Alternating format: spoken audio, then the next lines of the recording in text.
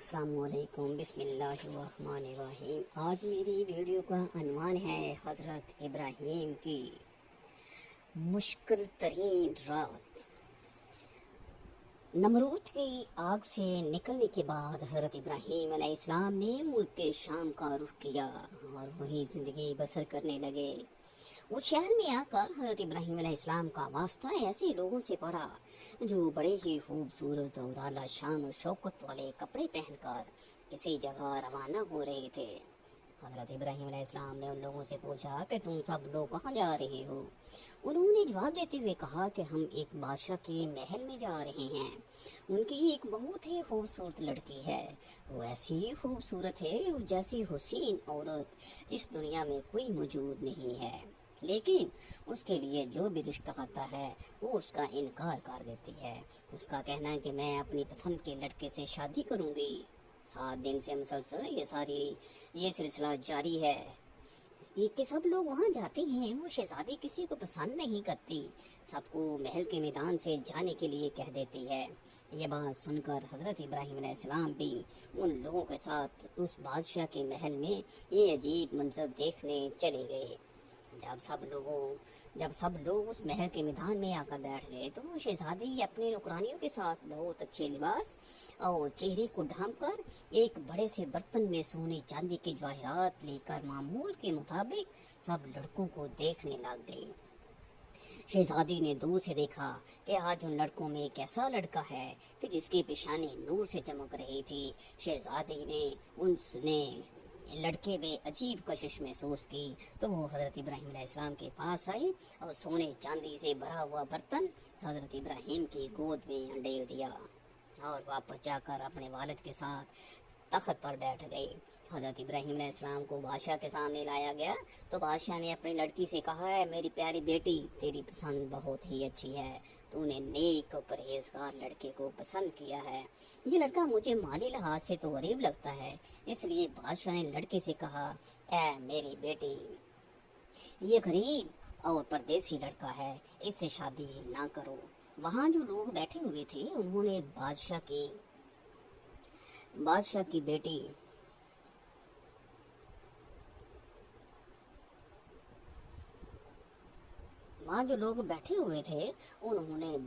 کی بیٹی سے حضرت ابراہیم علیہ السلام کی شادی کرنے کے لیے ہاں کر دی۔ شادی کا سارا خرچہ بادشاہ نے دونوں طرف سے خود ہی کیا۔ بادشاہ کی لڑکی کی شادی کا چرچا سارے شہر میں ہو گیا۔ قصص الانبیاء، اس شہزادی کا نام حضرت سارہ علیہ السلام تھا۔ کچھ روایات میں یہ بیان کیا گیا ہے کہ سارہ اور اماں حوا ایسی خواتین تھیں جو کہ انتہا کی حسین و جمیل تھیں۔ حضرت ابراہیم علیہ السلام کی شادی کو ابھی چند دن ہی گزرے تھے کہ آپ علیہ السلام ملک مصر کی طرف ہجرت کی۔ مصر میں اس وقت قبطیوں کی حکومت تھی اور یاد رہے کہ قبطیوں کے ہر بادشاہ کو فرعون کے لقب سے پکارا جاتا تھا۔ کچھ لوگ سمجھتے ہیں کہ فرعون خاص اس بادشاہ کا نام تھا جو حضرت موسیٰ کے زمانے میں تھا، جبکہ فرعون کسی بھی بادشاہ کا نام تاریخ میں نہیں رہا۔ فرعون ایک لقب ہے جو کہ قبطیوں کے تمام بادشاہوں کے لیے بولا جاتا تھا۔ اس وقت عمرو بن عمرو القیس وہاں کا فرعون بادشاہ تھا۔ سفر پر جاتے ہوئے لوگوں نے حضرت ابراہیم علیہ السلام کو کہا، اے ابراہیم علیہ السلام، اپنی بیوی کو ساتھ لے کر نہ جاؤ۔ مصر کا بادشاہ عورتوں کا بے حد شوقین ہے، وہ عورتوں کو اپنی ہوس کا شکار بنا لیتا ہے۔ اس نے خوبصورت لڑکیاں اپنے سامنے پیش کرنے کے لیے آدمی رکھے ہوئے ہیں جو شہر سے لڑکیاں اس کے پاس لے کر جاتے ہیں۔ وہ لڑکیوں کے ساتھ اپنی ہوس پوری کر کے ان لڑکیوں کو بے پناہ دولت دے دیتا ہے۔ جب بھی کوئی نیا مسافر کسی عورت کے ساتھ مصر میں داخل ہوتا ہے تو اس مصر کے فرعون کے فوجی اس عورت کو گرفتار کر کے سب سے پہلے بادشاہ کے پاس لے جاتے ہیں اور وہ فرعون اس عورت کو کچھ راتیں اپنے پاس رکھ کر پھر چھوڑ دیتا ہے۔ فرعون کے تمام بادشاہوں کو فرعون کے لقب سے پکارا جاتا تھا۔ لوگوں کی بات کو سن کر حضرت ابراہیم علیہ السلام کے دل میں یہ بات آئی کہ میں تو کافی بوڑھا ہو گیا ہوں اور سارا بے حد حسین و جمیل ہے، ایسا نہ ہو کہ یہ لوگ کہہ رہے ہیں وہ سچ نہ ہو جائے۔ اس ڈر سے حضرت ابراہیم علیہ السلام نے ایک بڑا صندوق لیا، اس میں اپنی بیوی کو بند کر کے اس صندوق کو تالا لگا کر ایک اونٹ کے اوپر رکھ دیا۔ جب حضرت ابراہیم علیہ السلام قافلے والوں کے ساتھ شہر میں پہنچ گئے تو شہر والوں نے صندوق کو کھولنے کی کوشش کی۔ حضرت ابراہیم علیہ السلام نے شہر کے لوگوں کو صندوق نہ کھولنے کے لیے کہا اور فرمایا کہ تم اس صندوق کو مت کھولو، اگر تم کو اس کے بدلے سونا چاندی بھی وصول کرنی ہے تو میں وہ بھی دینے کو تیار ہوں۔ جب شہر کے لوگوں نے حضرت ابراہیم علیہ السلام کی یہ بات سنی تو ان کے دل میں یہ بات آئی کہ صندوق میں ہے کیا چیز، ایسی کون سی چیز ہے جس کے بدلے میں یہ آدمی ہم کو سونا چاندی دینے کے لیے تیار ہو رہا ہے۔ انہوں نے کہا کہ ہم اس صندوق کو ضرور چیک کرنا چاہتے ہیں کہ اس میں ہے کیا۔ شہر کے لوگوں نے ضد کرتے ہوئے صندوق کو کھول دیا تو انہوں نے دیکھا کہ ایک حسین و جمیل عورت تو صندوق میں بند کی ہوئی ہے۔ انہوں نے کبھی اتنی حسین و جمیل عورت نہ دیکھی تھی۔ انہوں نے حضرت ابراہیم علیہ السلام اور سارہ کو لیا اور فرعون بادشاہ کے سامنے پیش کر دیا۔ جب بادشاہ کی نظر سارہ پر پڑی تو بادشاہ نے حضرت ابراہیم علیہ السلام سے دریافت کیا کہ یہ عورت آپ کی کیا لگتی ہے؟ حضرت ابراہیم علیہ السلام جواب دیتے ہوئے فرمایا کہ یہ میری بہن ہے۔ حضرت ابراہیم علیہ السلام کا جواب سنتے ہی مصر کے بادشاہ نے کہا کہ تم اپنی بہن مجھ کو دے دو۔ حضرت ابراہیم علیہ السلام نے کہا کہ وہ خود جو فیصلہ کر لے وہ مجھے منظور ہے۔ سارہ نے کہا کہ میں پناہ مانگتی ہوں اللہ تعالیٰ سے۔ بادشاہ حضرت سارہ کے حسن کے بارے میں اپنے کارندوں سے آگاہ ہو چکا تھا۔ اس کی نیت جو پہلے ہی خراب تھی وہ اب اس کا ارادہ اور زیادہ بڑھتا گیا۔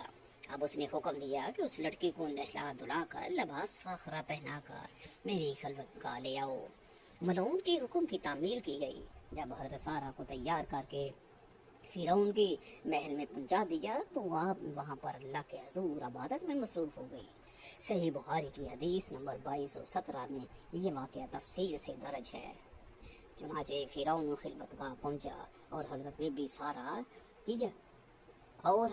سارہ کی عبادت ختم ہونے کا انتظار کرنے لگا۔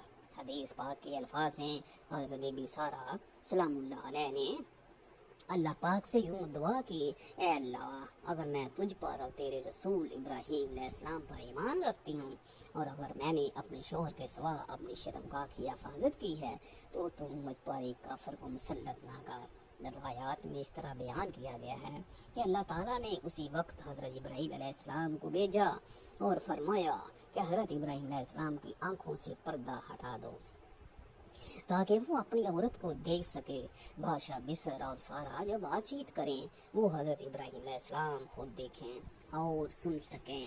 فرعون مصر حضرت سارہ کو اپنی طرف مائل کرنے کی کوشش کرتا رہا پر وہ ہر بار ناکام ٹھہرایا۔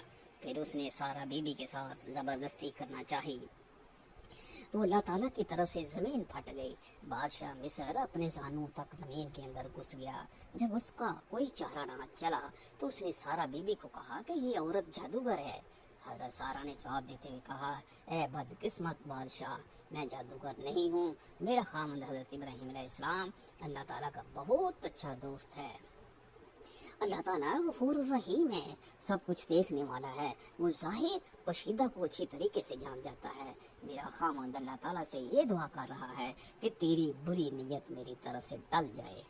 ہر بار اللہ تعالیٰ اپنے دوست کی دعا قبول کر رہا ہے۔ سارہ بی بی کی زبان سے یہ لفظ سن کر مصر کے بادشاہ نے توبہ کر لی تو اللہ تعالیٰ نے اس کو زمین سے باہر نکال دیا۔ جب وہ زمین سے باہر نکل آیا تو پھر اس کی نیت خراب ہو گئی تو اس نے حضرت سارہ کو بد نظر سے دیکھا تو اللہ تعالیٰ کے حکم سے اس کی نظر جاتی رہی۔ جب وہ آنکھوں سے نابینا ہو گیا تو اس نے سارہ سے کہا، اے بی بی میرے لیے اللہ تعالیٰ سے دعا کرو کہ میں ہمیشہ کے لیے اس بدکاری سے بچ جاؤں۔ حضرت سارہ نے بادشاہ مصر کے لیے اللہ تعالیٰ سے دعا کی، اے اللہ اس ظالم شخص کو سیدھا راستہ دکھا دے۔ اللہ تعالیٰ نے حضرت سارہ بی بی کی دعا کو قبول کرتے ہوئے اس کی آنکھوں کی بینائی واپس لوٹا دی۔ جب اس کی آنکھیں ٹھیک ہو گئیں تو اس نے ایک بار پھر حضرت سارہ کی طرف بدکاری کرنے کی کوشش کی تو اس بار اس کا سارا جسم ایک جگہ پر رک گیا۔ اس نے پھر حضرت بی بی سارا سے دعا کی اور درخواست کی تو سارا نے جواب دیتے ہوئے کہا، اے بدقسمت، تو اپنی حرکتوں سے باز نہیں آ رہا ہے، یہ سب دعا میرا خامن کر رہا ہے، اب اس کی مرضی ہے کہ وہ تیرے لیے دعا کرتا ہے یا نہیں کرتا۔ مصر کے بادشاہ نے حکم دیا کہ حضرت ابراہیم علیہ السلام کو میرے سامنے لاؤ۔ حضرت ابراہیم علیہ السلام کو مصر کے بادشاہ کے سامنے لایا گیا۔ ملعون نے حضرت ابراہیم علیہ السلام کو کہا، اے ابراہیم علیہ السلام، میرے لیے دعا کرو، میں بہت ہی بے شرعان ہوں، میں نے تیرے ساتھ بہت ہی برا کرنے کی کوشش کی ہے۔ حضرت ابراہیم علیہ السلام نے فرمایا، یہ سب کچھ میرا خدا کر رہا ہے جو بڑا ہی رحیم اور کریم ہے۔ بادشاہ نے اپنی بیٹی حسین و جمیل سارا کے سامنے پیش کر دی اور کہا، اے اللہ کی نیک بندی، میں تم کو بی بی ہاجرہ شکرانے کے طور پر بطور ہدیہ پیش کرتا ہوں۔ جو گناہ مجھ سے ہوا ہے تو مجھے اللہ کے واسطے معاف کر دیجئے۔ روایات میں ہے کہ حضرت بی بی علیہ السلام سارا اور ہاجرہ کو ساتھ لے کر کنعان کی طرف تشریف لے گئے۔ حضرت سارا راستے میں حضرت ابراہیم علیہ السلام کو سب گزرا ہوا وقت بتانے لگے تو حضرت ابراہیم علیہ السلام نے فرمایا، اے سارا، تم بے فکر رہو، اللہ تعالیٰ نے میری آنکھوں سے پردہ غیب کو دور کر دیا تھا۔ آپ اور مصر کے بادشاہ کی ہر بات کو سن سکتا اور آپ دونوں کو دیکھ رہا تھا، تم کو کسی بات کو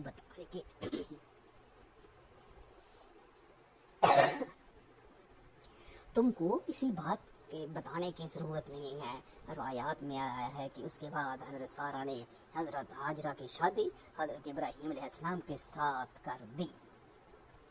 مصر سے آئے ہوئے 10 سال گزر گئے تھے کہ اللہ تعالیٰ نے سارا اور حضرت ابراہیم علیہ السلام کو ابھی تک اولاد کی نعمت سے مالا مال نہیں کیا تھا، یہاں تک کہ اللہ تعالیٰ نے حضرت ابراہیم علیہ السلام کو اولاد عطا کرنے کا وعدہ کیا ہوا تھا۔ سارا نے حضرت ابراہیم علیہ السلام کو کہا، اے ابراہیم علیہ السلام، مجھ کو کوئی امید نظر نہیں آتی کہ اللہ تعالیٰ مجھ کو اولاد دے گا۔ روایات میں ہے کہ حضرت ابراہیم علیہ السلام کی ہاجرہ کے ساتھ شادی کے 1 سال بعد ہی اللہ تعالیٰ نے حضرت ہاجرہ کے بطن سے حضرت اسماعیل کو پیدا کیا۔ جب حضرت ابراہیم علیہ السلام کی عمر 100 سال اور حضرت سارا کی عمر 90 سال کو پہنچی تو اللہ تعالیٰ نے حضرت سارا کو بھی ایک بیٹے کی نعمت سے نواز دیا جس کا نام اسحاق علیہ السلام رکھا تھا، جس کا ذکر قرآن پاک میں اس طرح سے بیان کیا گیا، ہم نے سارا کو اسحاق کی اور اس کے بعد یعقوب کی خوشخبری دی۔ سارا نے کہا، او میرے خدا، میرے گھر بچہ ہوگا، میں اور میرا شوہر تو بوڑھے ہو چکے ہیں، یہ تو بڑی ہی عجیب بات ہے۔ انہوں نے کہا کہ تم اللہ کی قدرت کو تعجب کرتی ہو، اے اہل بیت، تم پر اس کی برکتیں اور رحمتیں ہیں۔ روایات میں ہے کہ جب حضرت اسحاق کی ولادت تو حضرت اسماعیل علیہ السلام کی عمر تقریباً 13 یا 14 سال کی ہو گئی۔ کچھ روایات میں حضرت ابراہیم علیہ السلام کی ان شادیوں کے علاوہ 2 اور شادیوں کا ذکر بھی کیا جاتا ہے۔ حضرت ابراہیم علیہ السلام کی 4 بیویاں تھیں۔ روایات میں ہے کہ حضرت سارا کا جب وصال ہو گیا تو حضرت ابراہیم علیہ السلام نے تیسری شادی کر لی تھی۔ تیسری بیوی کا نام قطورہ تھا۔ اس بیوی سے حضرت ابراہیم علیہ السلام کو اللہ تعالیٰ نے 6 لڑکوں سے نوازا تھا۔ اس کے بعد حضرت ابراہیم علیہ السلام کے نکاح میں ایک اور عورت بھی آئی جس کا نام حجورہ تھا۔ روایات میں ہے کہ اس عورت کے بطن سے اللہ تعالیٰ نے حضرت ابراہیم علیہ السلام کی خوشی سے حضرت ابراہیم علیہ السلام کو 7 بیٹوں کی خوشی سے مالا مال کیا تھا۔ وَمَا عَلَيْنَا إِلَّا الْبَلَاغُ الْمُبِينُ۔